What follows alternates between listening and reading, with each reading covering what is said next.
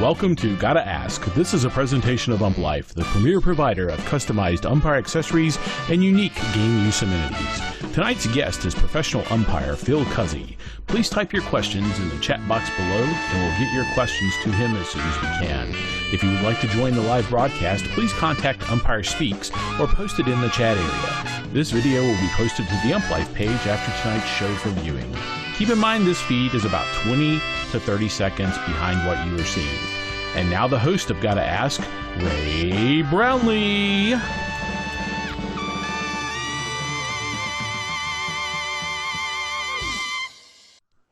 Hey, good evening, everyone. Thanks for joining us. Tonight I have a fantastic guest who can tell a story, and he has some unique life experiences to share with us. So I'd like to welcome Major League umpire Phil Cuzzi. Welcome to the show, Phil. Thank you, Ray. Pleasure to be here.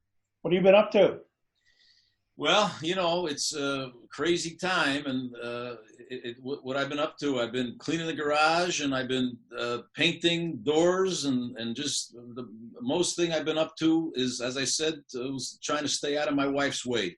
She's not used to having me here, home, for this long. I'm usually on the road at this point in time. Yeah. Let's take you back to when you were in high school. You're playing football and you're playing baseball. How did you get into umpiring? You know, the first time that I actually umpired was I was in high school, and I umpired in my town's Little League. And it wasn't that I had any aspiration of becoming an umpire. It was because we could work at least 2 games a night, and we made $15 cash. And at the time I was driving a Volkswagen, it cost me $4 to fill up the tank. So I had money in my pocket. And that's really, I mean, I love of baseball, of course, but that's really how it started for me. And I can't really say since that time, you know, it'd probably be a great story if I said the first time I stepped on a Little League field to umpire, I knew this is what I wanted to do. That really wasn't the case. But I did it for just a little side job as a high school kid. So did you umpire in college too? No, I went to college to play. Okay. And really, I have to accredit baseball with getting me to college because, you know, I enjoyed playing. I mean, from the time we were a kid growing up, we played every day, whatever sport as a season it was. And then it was, playing in high school. And then I wanted to go to college to play. And I wound up going to a small state school in New Jersey. And I played until I got hurt and blew out my shoulder. And then I said, okay, well, here I am in college. What am I going to do now? So I took education education and industrial arts, and that's I graduated to teach. That was my first job out of college. I taught graphic arts in a junior high school. Wow. In New Jersey. So, and it was great. It was I enjoyed it. You know, I liked being around the kids. It was fun. It was a good job, and had I not changed professions, I probably would have stayed in that school my entire career because it was just a good school. Well, what position did you play as a player? I was a catcher. I was going to guess that. And I think, and not that I think, I believe that really helped me as an umpire, because if I go back and think about at umpire school, one of the first things, guys would always flinch because they weren't used to having a ball thrown at them and having a batter swinging in front of them. And they used to do a drill and just throw baseballs at your mask so that you wouldn't blink or you wouldn't flinch. And I really didn't have that problem because I was used to receiving. You know, I was used to having a ball thrown at me and a batter swinging in front of me. So I do think that catching. What umpire school did you go to? No, what umpire school did you go to? I went to, at the time, there were 2, and it was Harry Wendelstadt School and Joe Brinkman School. Okay. And I had the honor to go to both. And I don't know if a lot to people realize it, and I'm not ashamed to say it. You know, my road was not an easy road. I went to umpire school 4 times. Nobody went to umpire school 4 times and made it. And, you know, in all that schooling, I could have been a doctor or a lawyer, I guess. But yeah, it was just, so I did go to both schools, but I graduated out of Harry. I went to the minor leagues out of Harry School. Okay. That is perseverance. Well, that's, yeah, you know, it just, you know, when I went the first time, I packed up my car and I drove down to Florida, and I said, how hard could this be? You know, I played baseball my entire life, and you know, I loved baseball, and really, honestly, I didn't know anything about baseball when it came to from an umpire's point of view. So, you know, I guess I was a slow learner, so I didn't really pick it up right away. And I will admit then, as even to this day, that the first year I didn't deserve to get a job in the minor leagues.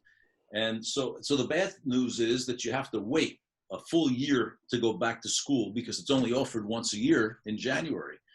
So I had to wait. So what did I do during that time? Then I substitute taught since I had a degree to teach anyway. And I just umpired during the summer. I just umpired as much as I could, any level, you know, and I tried to do the highest level that I could. And I went back to umpire school second time, and I didn't make it the second time. And then I said, okay, you know, I'm going to go a third time. I'm going to go back. And that's when I said, well, I'll give Joe a chance to see how good I am. And I went to Joe Brinkman's school, and I didn't make it the third year out of there. Now things started to happen after that. You know, my father, God rest his soul, you know, he said to me, listen, I appreciate that you tried it and you didn't make it, but I'm proud of you for trying. Now, how long are you going to give this? And all people always asked me, how long are you going to give it? I never had an answer to that question because I knew I was going to give it till I made it. Or I knew that it was over, but I never felt that. So I went back a fourth time, and in, you know, leading up to the fourth time, I said, I have to really leave New Jersey and I have to do a higher level of ball so I could really, you know, try to hone these skills that I've been learning over the last 3 years.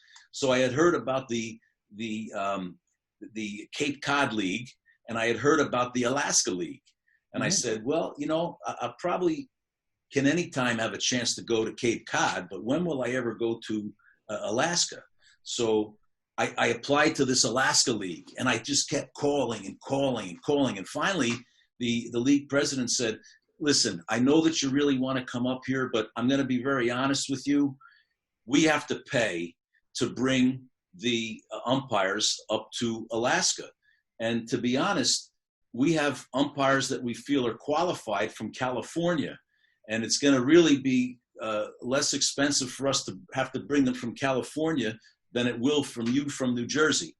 I said, I'll tell you what, how about if I get to California on my own, will you give me the job and you just bring me up from California the way you would? And they said, you do that? I said, I'll get in my car tomorrow. And I drove cross country. I drove to California. They gave me the job. I went up to Alaska and had a great experience. Plus, it was great ball. I mean, it was the best. You know, I had done college ball up till then, and you know, I was working junior college in California. I worked some UCLA games, and it was a thrill. But that college invitational league in Alaska was by far the best brand of ball that I had ever worked. And there were guys that, you know, made it to the big leagues, of course. It was a premier league. So it was really, really helpful. And then I went back in January, and then I think finally Harry Wendelstadt must have said, he's been coming so much, let's just get rid of him, send him to the minor leagues and let them worry about him. And so that was it. In 85, I went to New York Penn League. That was my first assignment. Wow. That is an unbelievable story. But knowing you, it's like just amazing how a lot of guys would have said, I'm done. You just kept going. You had something that you weren't going to let go until you were told you can't do it. Yeah. Just persevered and sacrificed a lot, I imagine. Well, my wife always said I was stubborn, so maybe that had something to do with it, and that might have helped me in this case. But you graduate umpire school, they hire you. Take us through your minor leagues. Okay, so I finally get out and I go into the minor leagues, New York Penn League in 85, and I'm showing my age, but 85. And then in 86, I start off in the, you know, it was the structure was a little bit different back then. You know, there wasn't high A, really low A. There was rookie ball, A ball, double A, triple A. And the only difference was that the Carolina League was the A ball, the high A league that you would go to double A from. And they sent me to the South Atlantic League. And you just couldn't go to double A from the South Atlantic League. So they started me there, and as happy as I was to, be promoted, I said, okay, I hope I don't have to spend. Anyway, long story short, I was promoted to the Carolina League about 6 weeks into that season. I spent the rest of the year in the Carolina League, and then I spent 2 years in the Southern League. And that was, for an Italian from New Jersey to go to the Southern League, that was a fun experience as well, because it was like nothing I've ever experienced before. But it was a lot of fun. We had a lot of fun, and I spent 2 years in Double A, and then I went to Triple A. First, after my second year in Double A, they sent me to the Dominican for winter ball, and you talk about an experience. That was an experience. The first time that I'm working there, and at that time, they sent us there, and they sent us there early with the idea that we had to find our own housing. And so here we are. I was with Eddie Hickox, and I was with two guys from the West Coast who worked in the Pacific Coast League who I didn't even know. And, we're trying to find housing, and we finally do find housing. The night of the first game, they break into our apartment, and they robbed us. And so that wasn't very fun. But, after that, we just went to a hotel. And we were really the first group to say, we're not staying in an apartment. We're going to go to a hotel where we felt a little bit safer. But the thing that sticks in my mind first about working in the Dominican, I was working the plate in the first game, and they're fans, they're crazy fans, and it was packed, and it was and here comes the first pitch, and it's right down the middle, and I call a strike, and people start screaming, and I said, well, I don't understand. That wasn't, next pitch comes and it bounces in the dirt, and I call a ball, and they're screaming.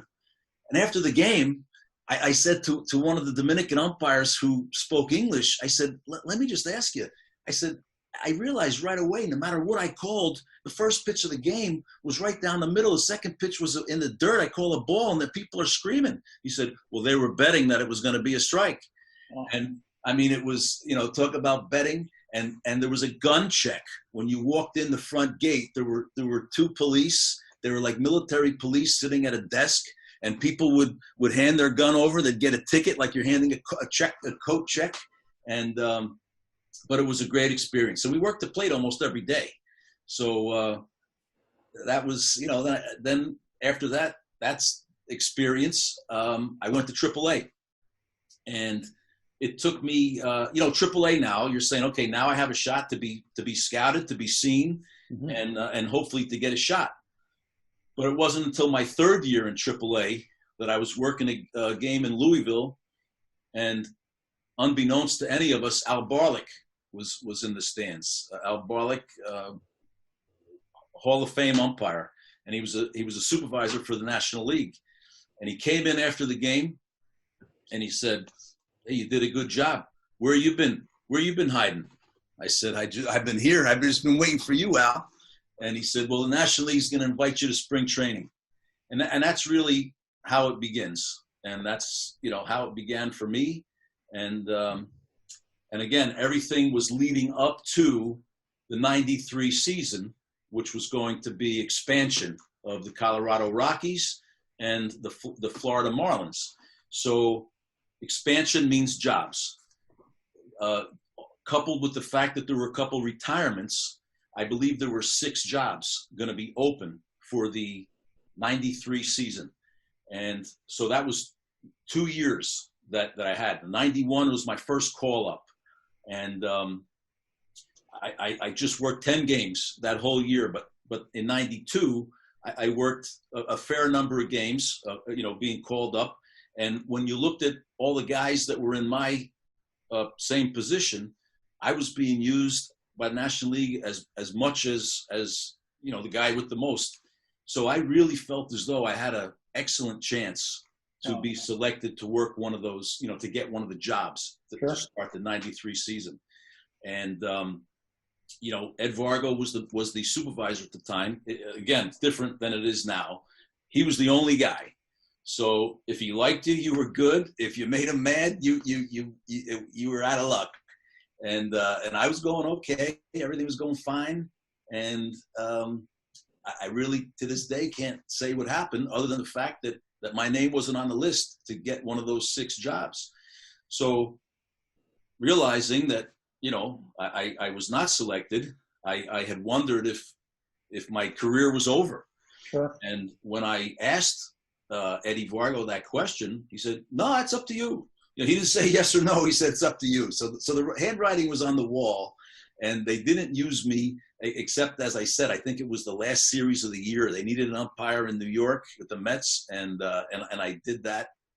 And then I got a call from my league president the day before Thanksgiving that year, '93, and it was Branch Rickey Jr., who was a great guy. And he said, "Phil, I hate to make this call." And I said, "Branch, I think I know why you're calling, and I want to save you the, you don't even have to say it. Please don't, because I know why you're calling me." And he said, "Phil, I know you fought, and he said, you just don't have any more arrows in your quiver to fight with." I said, "Well, Branch, maybe then I should just start fighting with the quiver." And he, that was kind of the end of that. And then, during that period when I was working, going up and down with the National League, I had the opportunity to work with Jerry Crawford quite a bit. And Jerry was the president of the union at the time. Was not eligible to be in the union because I was AAA umpire. And Jerry said, we're going to fight to try to get your job back because, we think that you were treated unfairly. I said, "Okay, I'm pulling for you." And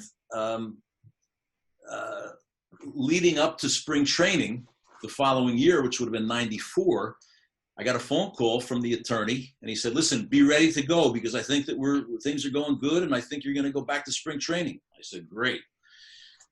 A lot of things have happened. Then there was a player strike. Then the following year was an umpire strike. Yeah. So longer story short, 3 years had passed. And during that time, I still kept hearing, and guys were still trying to help me. And finally I said, I appreciate that they're trying to help me, but I think I really have to try to take this into my own hands. And I said, I'm going to sit down. I'm going to write a letter, because there was also a league president change from Len Coleman got the job. And, so I sat down, I wrote him a letter, and I took the weekend to do it. And it was just my life on a page. And my sister, who was working at a hotel in New Jersey, the Short Hills Hilton, she said to me, "Listen, why don't you come?" She knew I was depressed, and I was depressed. It was a low point of my life, certainly of my career. And she said, "Why don't you come and work at the hotel? I could use the help, and they're going to hire more people for the holidays." And so I was hired as a concierge, and I worked in the lounge upstairs, and it was fine. It was okay, but it isn't what I wanted to do forever. But as luck would have it, or as I call it, divine intervention, the day I brought the letter for my sister to proofread, I was walking down the hall to go to the lounge upstairs, and coming towards me was one of the directors. And he said hello, and I said hello, and we passed. And then he had an afterthought. He said, "Phil, I think that the VIP who's checking into the hotel tonight. He's the president of the National League, Len Coleman." And I said, "Oh, yeah, I know him. Yeah, really? Yeah, he's coming here. Okay, great. Yeah, thanks for telling me." And I had the letter in my pocket. Wow. And what are the chances? I had been trying to, when I said I'm going to try to take it into my own hands, I tried calling Len Coleman. To no surprise, he had no reason to take my call. And now all of a sudden, so I called down to the front desk. I said, "I understand we have a VIP checking in, Len Coleman. Could you give me a call when he checks in?" The reason he was in town, or was going to be, was because the All-Star game that year was in Philadelphia. And he was hosting the Japanese league president and his contingency. And he was putting them all up and staying with them. that night after the game. And so I said, okay, this is perfect. I said, when he gets to his room, I'm going to give him a few minutes to get settled. I'm going to knock on the door, and I'm going to hand him a letter. And I thought, what could be easier than that? Well, what happened was, when I did go to the door, I knock, and I hear him in splashing water. He was taking a shower. And he said, who is it? I said, Mr. Coleman, I have a letter for you. He said, well, just slip it under the door. And I said, well, would you mind if I just I'd like to hand deliver it. And he said, well, just give me 15 minutes and come back. So he later told me, because we laughed and we talked about it, and he just later told me that he thought I was a bellman who just didn't want to miss out on the tip. So I came back in like 15 minutes, and I knock on the door. I hear nothing. I said, oh, don't tell me he knew it was me and he took off. And I put my ear next to the door, and I hear him snoring. I said, he's sleeping. I say, okay, so now what do I do? Well, I had a fleeting thought, and I said, if I pull the fire alarm, the building will have to clear, but I know there's no fire, so I don't have to run out of the building, but he will have to come out, and I could walk down the stairs, hand him a letter, and then I said, I work here, it's probably not a good idea.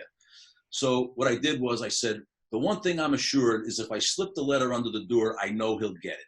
Because if I sent it to New York, what's the chances that it would actually reach his desk and that he would even read it? So I slipped the note under the door and the letter, and I went home. Before I went home, I said, does Mr. Coleman have a wake-up call tomorrow morning? Oh, yes, he does, 6 o'clock. So at 5:30, I was dressed in my best suit, and I was standing outside his room door. And I hear him rustling around, so I know that he didn't leave. He was still there. And I never saw him before. He never saw me. And here opens the door, and he's got a big smile on his face. And I'm dressed, and I have a smile. And I said, good morning, Mr. Coleman. And well, before that, I called his room, and I said, Mr. Coleman, would you like a complimentary breakfast? I'll be happy to deliver for you. We have anything that you like. He said, no, I'm going to go downstairs. I'm going to meet some of the colleagues for breakfast. And so that's when I went back. I waited for him to open the door, and he had a big smile on his face. And I said, good morning, Mr. Coleman. I'm Phil Cuzzi. And the smile dropped from his face because he thought I was stalking him. And I said, no, it's okay. I work here. I said, did you get a chance to read my letter? And he said, I did, and I do know your story. And in my letter, I said that I've been to umpire school 4 times, and I will go back to umpire school 5 times for a chance to come back to work. And he said, I read your letter. I know your story. Why would you want to go back to umpire school a 5th time? I said, I don't want to go back to umpire school a 5th time, but I will if I have to. And he says, take a walk with me. I have to, he had to go down and meet the Japanese league president. And Ray, from the time I started walking down the hall and in the elevator and into the restaurant where he just had to tell the people what time they were going to be leaving the hotel, I had a chance to tell him anything and everything that I wanted to say. And it wasn't, saying I got screwed. It wasn't any of that. It was just, and I tried to draw an analogy, and I said, Mr. Coleman, did you ever see the movie Heaven Can Wait? And he said, yeah, I've seen the movie. And I said, and there's different versions, but at the time I only knew Warren Beatty, the latest one. I said, Mr. Coleman, do you know that Warren Beatty just knew that he wasn't supposed to be here? He wasn't supposed to be there. And he said, yeah. I said, I'm not supposed to be here. I said, I'm here now, and maybe it's because I had the opportunity to run into you, but I'm not supposed to be doing this. I'm supposed to be working for you. And he said, I tell you, I'm really, it's just a real feel-good story. He said, I will call you when the season's over. And I thought, as gracious and nice as he was just giving me the brush, giving me the nice brush. And I said, well, I'll tell you what, you are much more busy than me. Let me call you when the season's over. He says, no, I'll call you. I says, well, and I started to go again, and he stopped me, and he looked me square in the eye, and he said, I told you I'll call you. Okay. I said, all right, I do appreciate that. And sure enough, but I had a sense of peace, because there was nothing else I could have done. It didn't matter what the union told me. It didn't matter what Jerry Crawford told me. It didn't matter what the attorneys told me. I had an opportunity to speak to the league president and say everything that I wanted to say. There was not, and I was at peace. And if it didn't work, I would have felt like, okay. He called me the day after the season was over. And he said, I told you I think it's a feel-good story. He said, against the advice of the attorneys, I'm going to bring you back. He said, but there's a caveat. You are going to have to start in A-ball. You're going to spend a year in A-ball, spend a year in AA, and then a year in AAA. No guarantees, except for that I guarantee that you will be treated fairly. Will you do it? You're going to have to sign it. I said, give me the pen. And that's really how, and so I went back to A-ball at 40 years old, working with guys that were 18 and 20.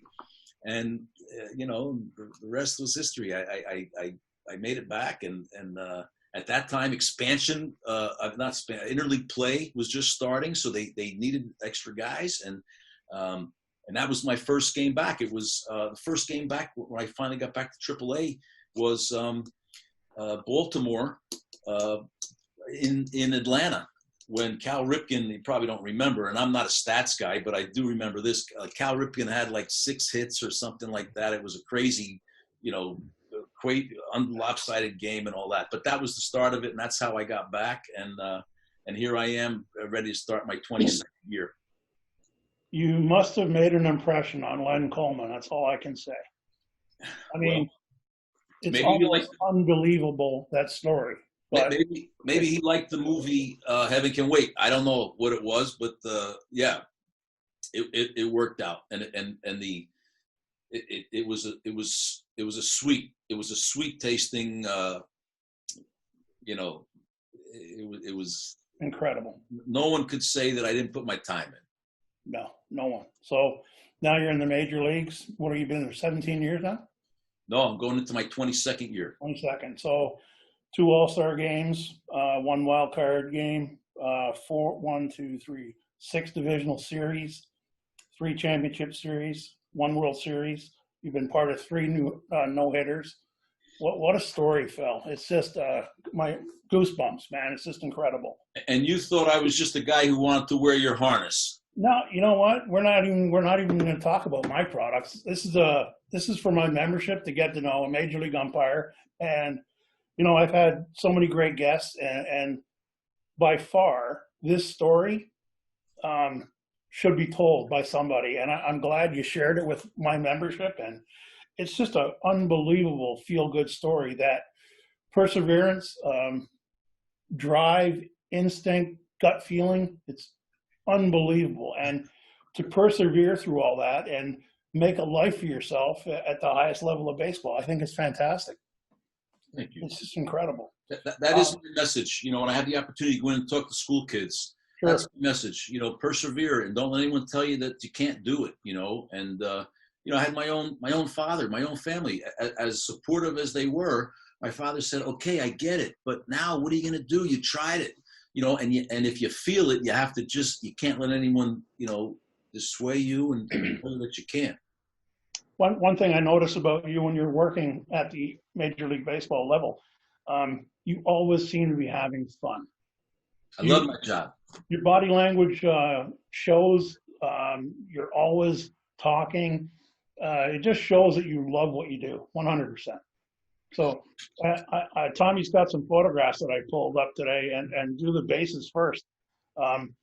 It's everything. It seems like you're always right in it. Like you like to get close. Your nose is right in there, and it's just every photograph that I found, Phil Cuzzi's right in there. It's just amazing. Like if you look at him, like that's the plate ones, but go to the other one, Tom. Yeah, the bases.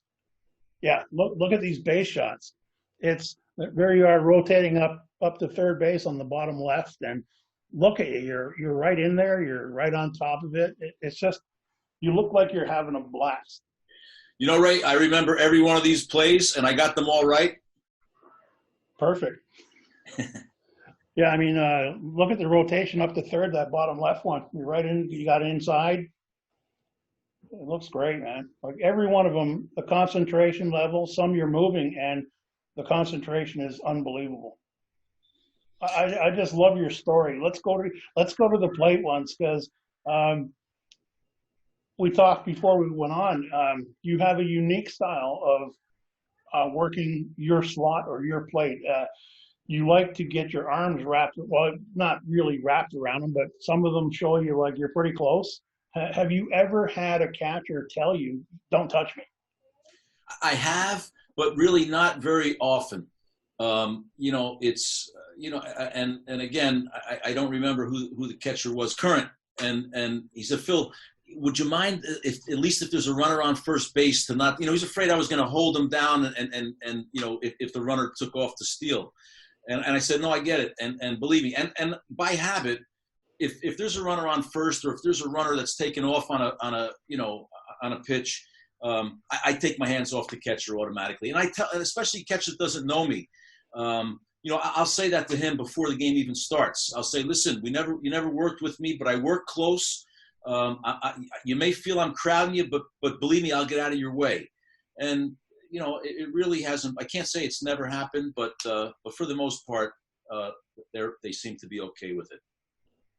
I mean, they're pretty. I like they're really cool shots, man. Like you're right in there. You get down and inside on those guys too. I noticed that. Like, do you have any problems with the outside pitch? No, when I see like the young guys, our young guys are so much better trained than we were, and if you notice our young guys, they're working back and really further in the slot. And our young guys score very high. We are the only sports officials that are graded by a machine for pitches, balls and strikes. And our young guys score very high. And again, it just is a matter of what you're used to. I don't know how they can see the outside pitch because they are so far back. And as we talked about, I was a catcher. And I think maybe me wanting to work so close has to do with the fact that I was a catcher because I feel like I want to get right in there because I can see the strike zone better. And the only time I think, anybody has problems seeing is if the catcher takes the inside away from you. Right. And, but I'm looking right over his head and I work low and I work close. So I can see the full plate. The only time I have trouble seeing is if he takes the slot away from me on the inside. And when that happens, I'll tell him, I'll say, listen, I can't see the inside. You're working, you're working so far inside. I'm not telling you to move, but I'm telling you that I can't see. And if I have to guess because I can't see, I'm not going to guess a strike. And that usually at least gets him thinking that he might be losing strikes for his pitcher. And if it's really, on occasion, it's happened where if I had a good relationship with a manager and I have a young catcher and I tell him that and I tell him a second time, he still doesn't do it. Maybe when the manager comes out to give me a change, I'll say, hey, your young kid, he does a good job, but boy, he takes the inside away from me. I can't see. I'm glad you told me. I'll work on that. So it's a question of working with them, and they appreciate that it's to their benefit, as well as my own. I remember when I met you in Toronto and you brought your mask out. And like I went, you wear this? Yeah. And then when I saw you in Boston, I go, you still haven't got a mask yet. Oh, I'm getting one. And now you have a new one, right? No, I don't. I have new pads. Oh, new pads. Yeah. I told you do one or the other. Yeah, no, I still have the same mask. It's rusty. You wear a double bar on the bottom and the top catcher's mask. Yeah, it's an umpire's mask, but it's, the young guys, they make fun of me, and they say, because even my ball bags are old and as am I. And they'll say, why don't you get a new mask? And I'll say, you see this rust on this mask? You know what that is? Yeah, it's rust. No, it's hard work, I say jokingly. And they got a few stars on it for sure. Yeah. Hey, Tommy, do we have any questions for Phil? Tommy? Maybe I put everybody to sleep. No. Can you hear me now? Oh, yeah, I can hear you now, Tommy. Okay, great. So Nick Dillon asks, what is your favorite ballpark? My favorite ballpark? Well, aside from working in New York because I'm home and can sleep in my own bed, or in St. Petersburg where I can sleep in my own bed. I like going to Chicago. I love the city of Chicago. I love working, at Wrigley because when you're on the field, you could close your eyes, open your eyes, and think that you're in the 1930s. And I like the old. I like working at Fenway also. So yeah, I would say those are my favorites. Great. Kyle Wampler asks, what is the hardest part of umpiring at the MLB level? I think the first thing is getting used to how much faster the game is. And, you kind of see it all along the way, from A ball to AAA. But then you realize when you get to the big leagues that everybody is bigger, stronger, faster. I remember, even today, there's plays that if I'm working first base and we see, a ground ball and you kind of, say, it's going to be up the middle. And all of a sudden you see a shortstop diving or a second baseman diving away and he's coming up firing and you're saying, he got to it. So, I think that it's the quality of play and the speed of the game was the biggest adjustment. So Dave Ducat, former guest on our show, he actually has a question that's probably going to take you a little while to answer. What does life hold for you after baseball? Retirement, another business, a hobby? This one might take you a while. Yeah. Yeah. Well, or not at all, maybe, because, I'm not really sure. I always tease the guys when they say, well, how long when I started my career, I had people always saying, well, how long are you going to give it, before you make it or hang it up, stop trying. And I never had an answer. And people say now, how long are you going to go before you retire? And I jokingly always say, retire? Why would I retire? I love my job. And during the off season, my wife wants me home at midnight. So why would I retire? But I'm going to do something. I really don't know what it is that I'll do, but I'll know that, and if this pandemic was any indication of what retirement might be like, I know I'm going to have to do something. And it's different, I understand, because we can't go anywhere. But I think for my wife's sake, it's best if I get out of the house and do something. And I'm not sure, what it'll be. As far as, up until this pandemic, I said, gee, I'd love to own a restaurant. I'm a food guy. That's my passion. My favorite thing is working the plate on a Saturday day game and then going to the dinner in whatever city we're in, on Saturday night.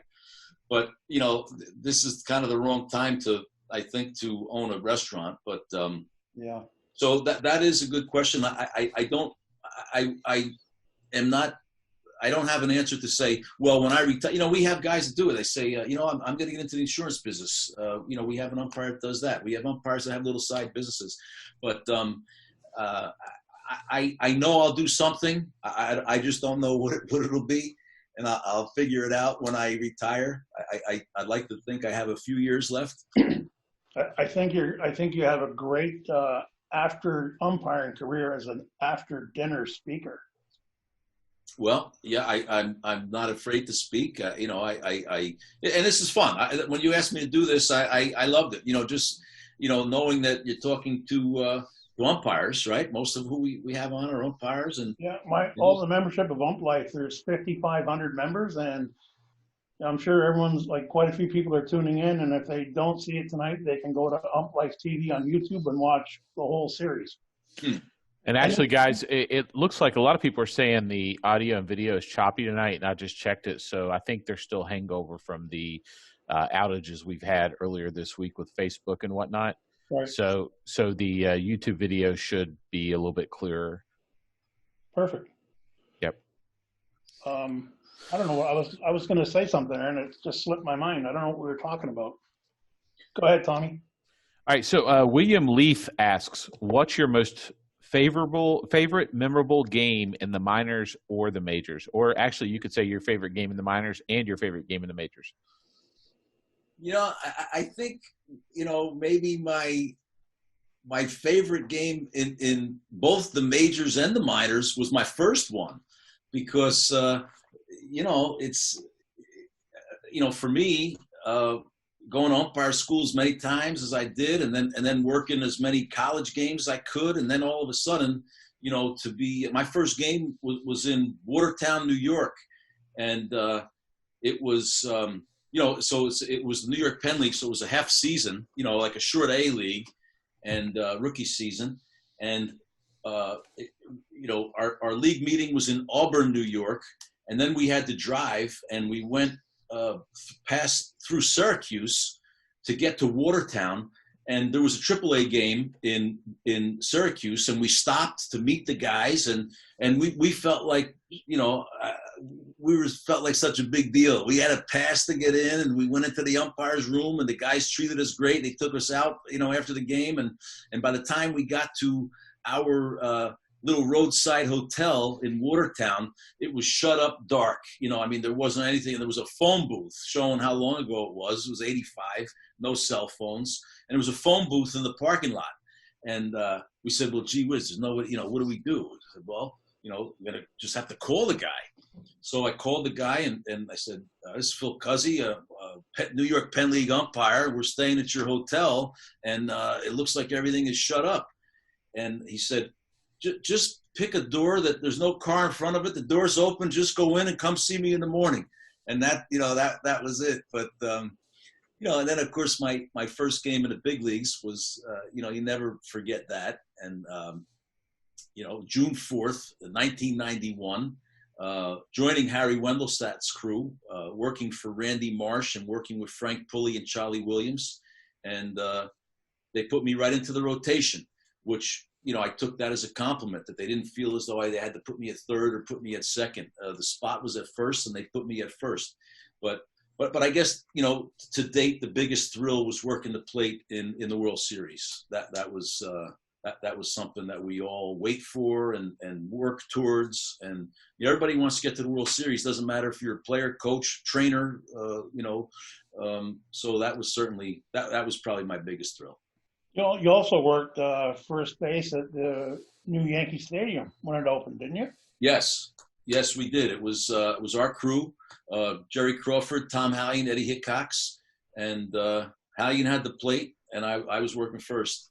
And that was exciting. That was exciting because I grew up in New Jersey. So I was watching a couple of videos of Tom Hallion's strike three call the other day. Yeah. It's the most violent looking maneuver. I'm surprised he's never hurt himself. Well, it hurts me to watch him, but I've had, and I tease him about this. I've had players say to me, like when I'm working the bases, and they'll say, I swing at anything close because I do not want him to have to call me out on strikes that way and then have to walk back to the dugout, because they say that, some of the guys tease when they get called out by Tommy. But it's quite a unique strike three that he has. Unique. You're up, Tommy. All right. So this is from Chad Stevens.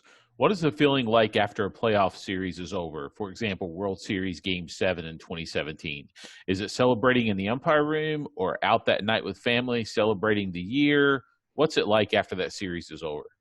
Yeah, it's a lot of emotions. It's relief that it's over, and especially, that everything went smoothly. And, and it's just, once that's over, even when you work, like say the league championship series, once you're, and this year, we were done in 4 games, St. Louis and Washington. And, it's just like a sigh of relief. And it's a nice feeling to know that they had the confidence to put you there. And it was, we go, and it's a little different during the postseason because our families are with us. And, so it's not quite the same as when you're just during the season. It's just you and your crew, the 3 other guys, but it's fun to have the families there. And, it's a great feeling. I'll tell you, one of the little things that no one would think about working the World Series, usually wherever you work, there's an out-of-town scoreboard, and you see every score of every city. The World Series, there's no scores. There's no other scores. And you look and you say, this is the only game in town. And it's a neat feeling. So you have one World Series. As an MLB umpire, like, you want more, right? Well, yeah. I mean, it would be great to have more. I don't know that I'll get another one because my age and I don't know how many years I have left. Lost this year already, but I have one. I can't take that away. Never. Yeah. Tommy? All right, so Bob Boehner had a couple of comments. He says, "Hey, Phil." And then the other one he says is Mike Victor says hello. Mike Victor. Yes, my partner in AA. Nice guy, good umpire, a little crazy streak to him. That's the best part of this job is, the people that we meet, and including the minor leagues. The minor leagues was really a fun time. And we didn't know as much as what we thought we did, especially starting out rookie ball and A ball. But, just the people that we meet, especially the people that we work with. And in the big leagues, we're creatures of habit. So we kind of go to, the same hotels, same bars, same restaurants, and you get to know people, and we have friends in every town. And that's a beautiful thing. So tell Mike I said hello. In 2016, I went down to Bob Boehner's Oceanside Umpire Training Academy because I instead of going to camp up here in Canada, I wanted to go down south to hear a different voice in my head. So I got to meet Bob, and then Mike was there helping him instruct. And I went back the next year. They invited me back just to help them. And literally, Bob's an admin on here, and Victor's on here quite a bit. So it's like we've become friends, and it's all because of umpiring. And I had no idea about Mike Victor's professional career. And you know what? He's a cool guy, and Boehner made it to AAA. He was there for 10 years or 12 years and didn't get the shot, but it's just it's a great community that we're in, whatever level you're working. Yeah, it is. And Mike Victor could have he was big in Binghamton, New York. And, I'll have to ask him about it. Yeah, you asked him about the Pine Lounge in Binghamton, New York, and he was big there. He could have ran for mayor in that town, and I think he'd have won. But you said he was a cool guy. He wasn't a cool guy until after he worked with me. Okay. Yeah. Mm-hmm. Tommy? So we don't have any other questions loaded up. So I do have one question. It's kind of made out of a question that somebody asked. I know you worked your way back. Bob Davidson worked his way back. Did the two of you ever compare notes with each other about your experience working back and how that was? Well, and also Tom Hallion, worked his way back. And of course it was a much different circumstance. They were that whole debacle in '99, they were unfortunately a part of that. So they had worked years in the big leagues, in the National League, before that happened. So it may have been harder for them because, I only wet my beak in working big league games, but they both had years in working it, and that was their full-time job, not trying to get there. They were there. So it may have been Eddie Hickok's another guy. Yeah. And, so I think it may have been more difficult for them because they had more of a taste of it than I did. I got to spend some time with Ed down at Wendelstadt, and I got to know him. Really cool guy, and he talked a little about that. I have to go all the way back again. Tom, you got anything? No more questions right now. I think the video jumping back and forth is causing us a couple of issues. I think there's one on the other Phil Cuzzi post I made today. Let me go out and grab that one. Yeah. So.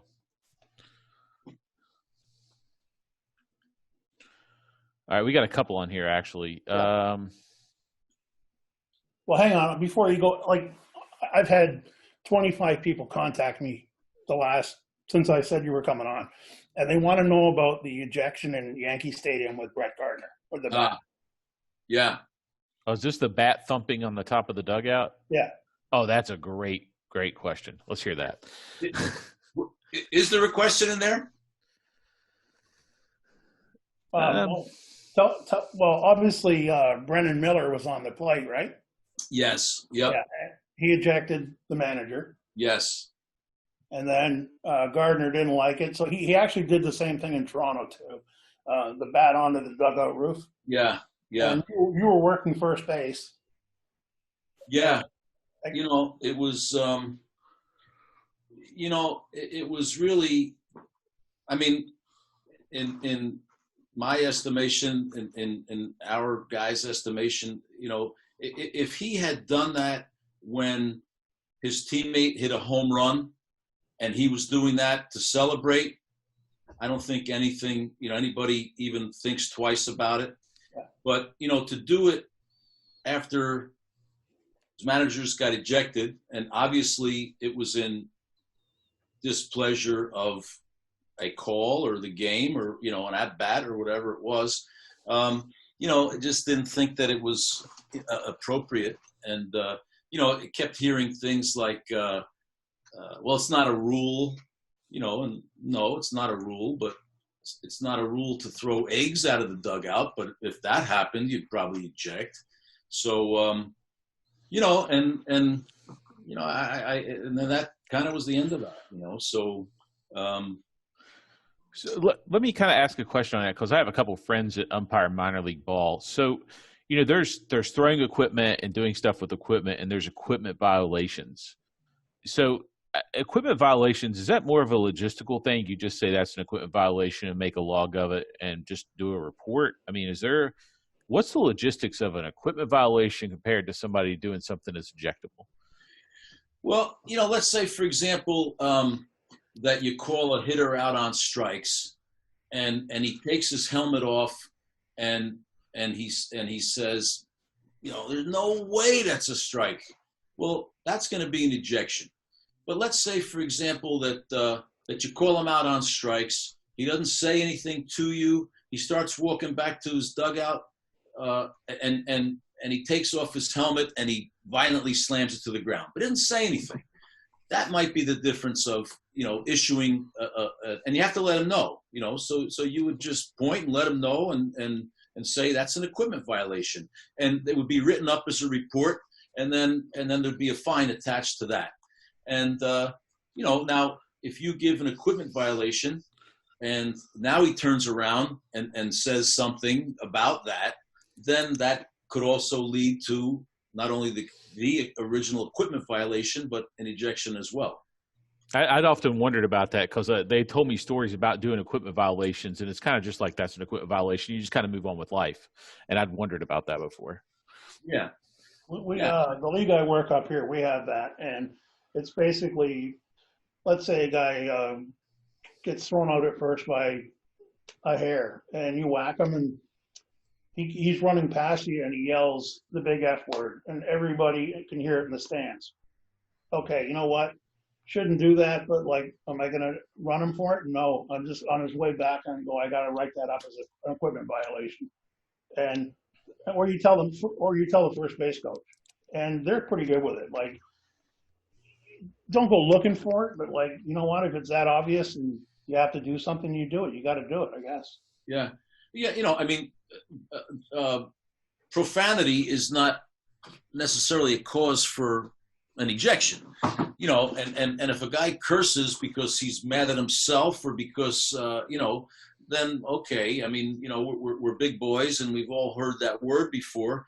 You know, now if he yells and obviously fans hear it, you know, that's a different story. But, you know, if it's legitimately directed at himself, not because the strike two pitch was something that he didn't like, and now he pops up and now he's, you know, obviously still upset about strike two. You know, that's a different story. But, you know, we call it locker room talk, you know, and so locker room talk alone is not cause for an ejection. Depends who's directed at. relationships with catchers, you have to have one, right? Big, yes. So when the pitcher's warming up, you're in there for a look, and you're talking, hey, how you doing? And you guys see these guys a lot, and you tell them, hey, I'm calling that if it's there, but I'm calling it when you're hitting too. So it's two-way street, and I guess the relationship with a catcher is really important when you're on the plate. Yeah, that's you got to build it. He's the person that you're with. More time. Hitter only comes up 4 times. The catcher you're with for 9 innings. Sure. And for us, most times, we know them, they know us, and they know what's going to happen. And it's just like anything else. There's good guys, bad, guys have bad days, and they may have had a fight with their wife before they came out, so they might be a little grumpy. It's tough sometimes to be on the road. I remember getting a phone call one day. I was in Chicago, and my wife called and said, the water's in the basement. Okay, honey, I'm sorry. Nothing I could do from here, but, call the plumber. But, these are the things, and it's hard. It is hard for our wives, especially, with the young guys that have young kids at home. That's the worst part about the job. I've heard so many umpires say, my kid starts crying when he knows I'm leaving. And, that's hard. It breaks your heart. And, so that's the part about the job that people don't see. What about replay, Phil? How do you feel about it? Well, in the beginning, our group is really, like many people, don't like change. And it started off with just boundary calls, and that was okay because a lot of times the fans are so close, and sometimes it's hard to see if a fan reaches over. Is he on his side? Is he over the fence? And so that was helpful there. And then we started to expand it, and and people always said, the first year leading into it, how do you think you're going to like replay? And I said, yeah, I don't know. I'm just not sure. I guess it's going to be okay. And then after going through it, and realizing that it's in New York, and that would get me home for an extra week, and we usually spend 3 weeks in replay. It was much different to be able to to commute for a week at a time, being in replay, when we, because there's 2 sides to it. It's having replay on the field, and then, we are the guys in the booth as well. So, it's okay. And I describe replay as like a medication. Any medication has a side effect.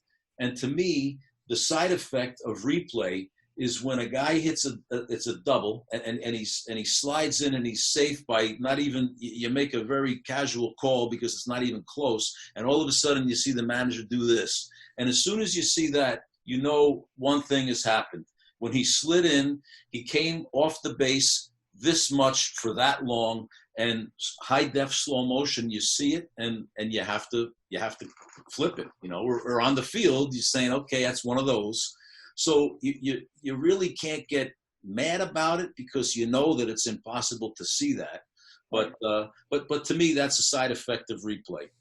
That's a good way to put it. I talked to Will Little about it, and Adam Amari, both young guys, and they look at it as great opportunity to learn something from it. And that's the young guy. So yeah. I get both sides of it.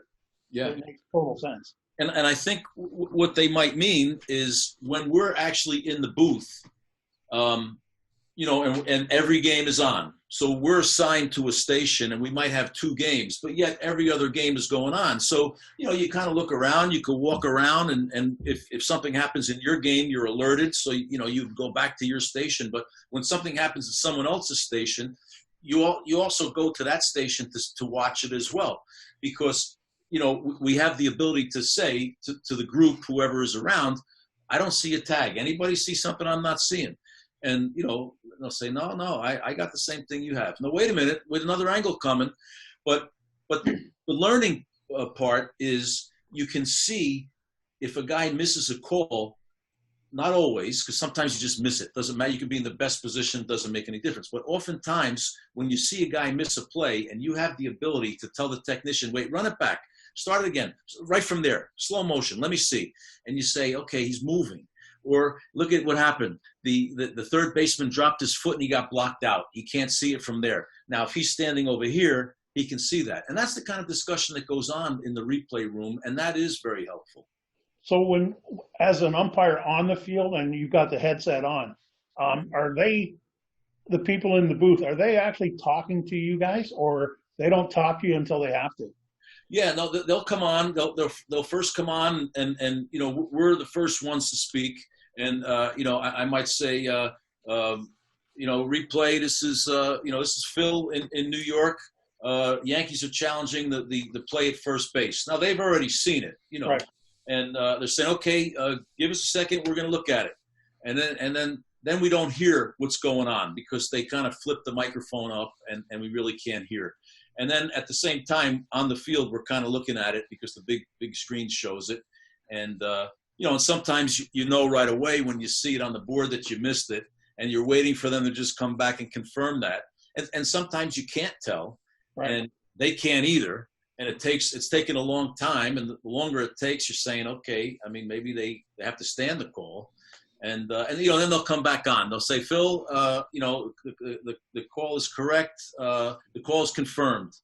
And now this year, I don't know. Mic'd up.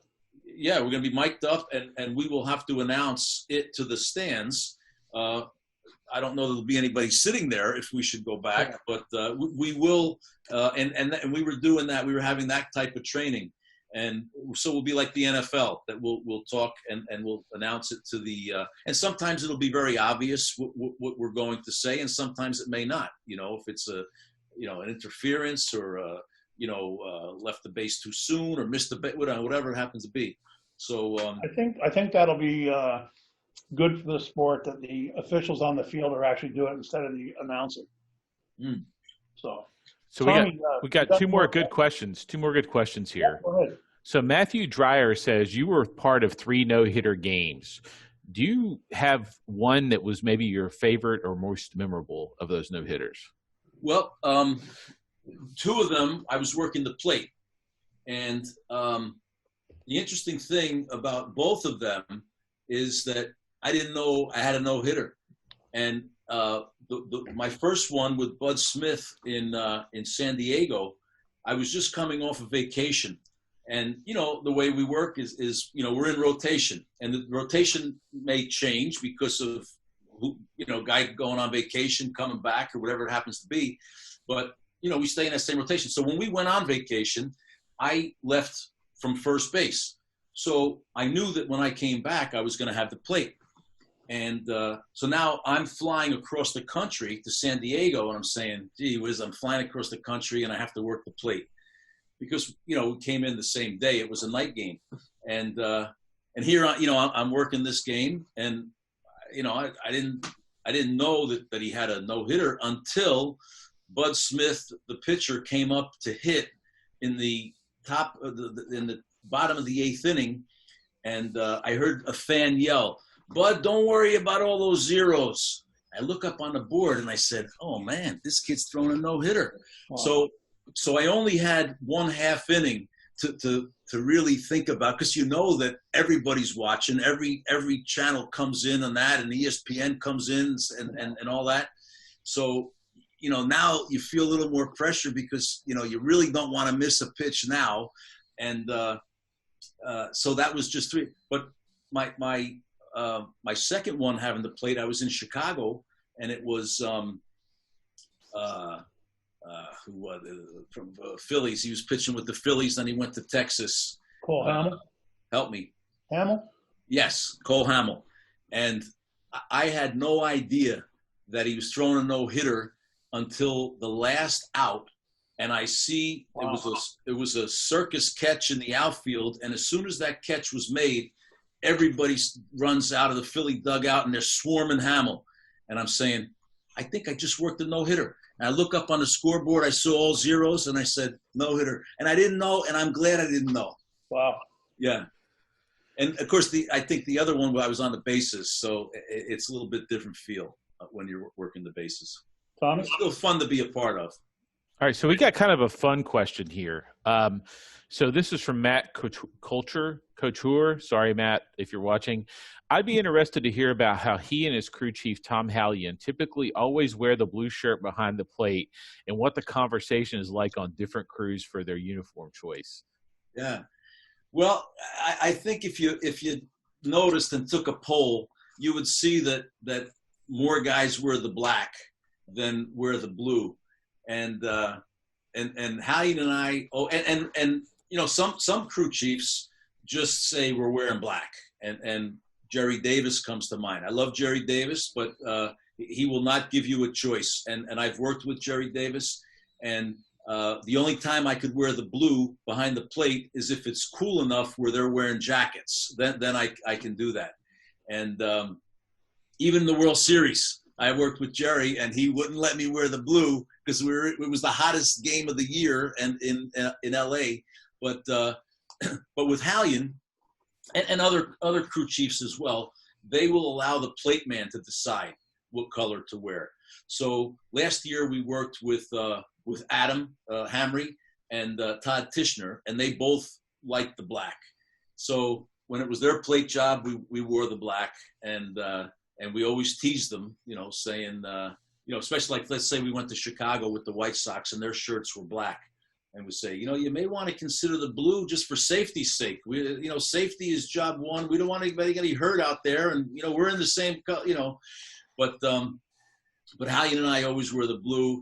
And I always say that Al Barlick said that blue was his favorite color. So, we wear the blue. But it depends on the crew chief, really. And Tommy allows his plate men to decide.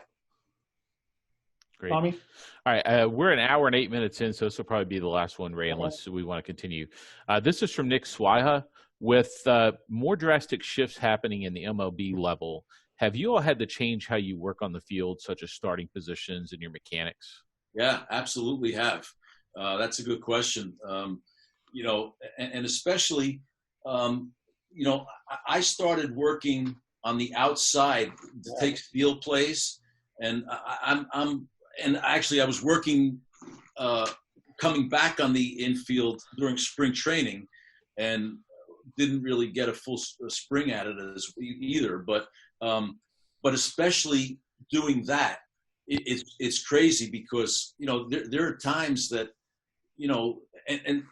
there's times where they position themselves that it's happened more than once where there was a runner on first, a ground ball to like the shortstop, let's say, but there was nobody. He was too far to take the play himself at second, and the second baseman was in short right field, so they had to give up the first out of a double play.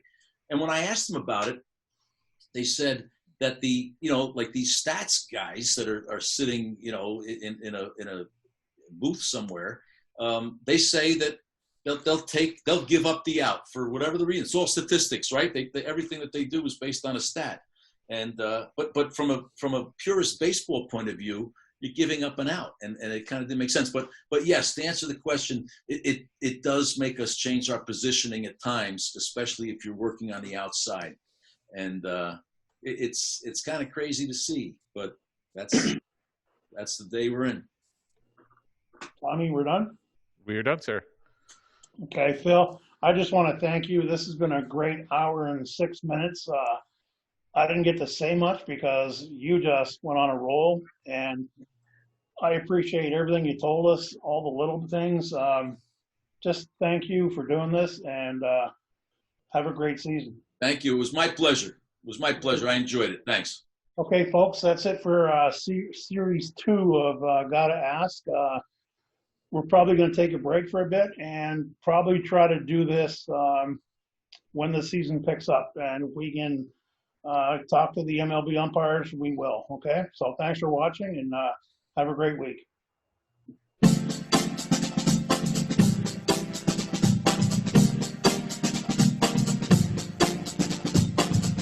Thank you for joining us for this broadcast of Gotta Ask with tonight's guest, Phil Cuzzi.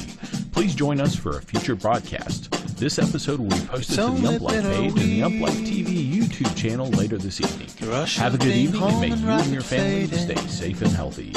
Failing to recall what I was missing all that time in England. It sent me aimlessly on foot or by the help of transportation to knock on windows where